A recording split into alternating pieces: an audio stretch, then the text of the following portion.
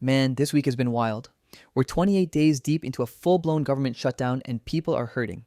No checks, no relief, and no answers.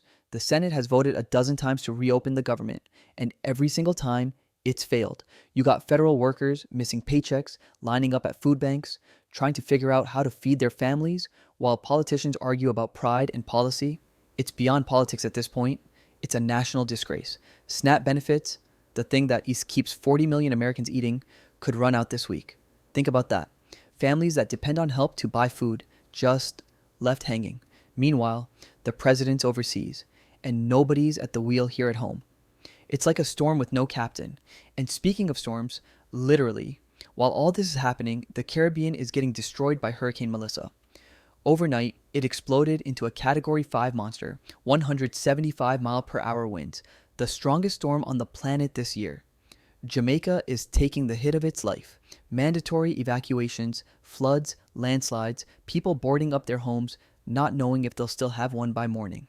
And as the storm tears through, families here in the States are glued to their phones, praying to hear from their loved ones back home. 7 people gone already. 3 in Jamaica, 3 in Haiti, 1 in the Dominican Republic.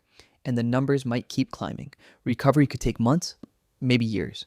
You hear people on the ground saying, "I'm scared, I don't know what this is going to turn out to be." And that fear, you feel it.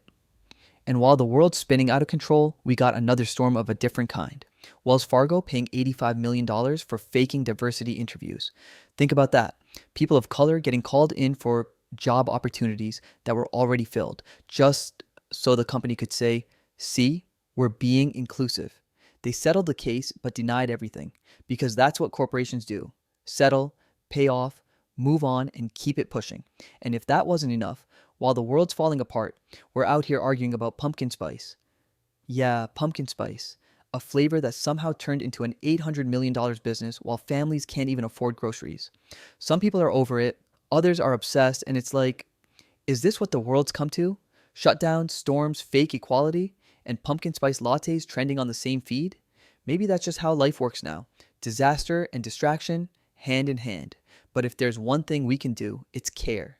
Care about the people in Jamaica, care about the families missing paychecks, care about what's real and not what's trending. Because the world doesn't stop for anybody. It keeps spinning, even when we're the ones getting swept up in the storm.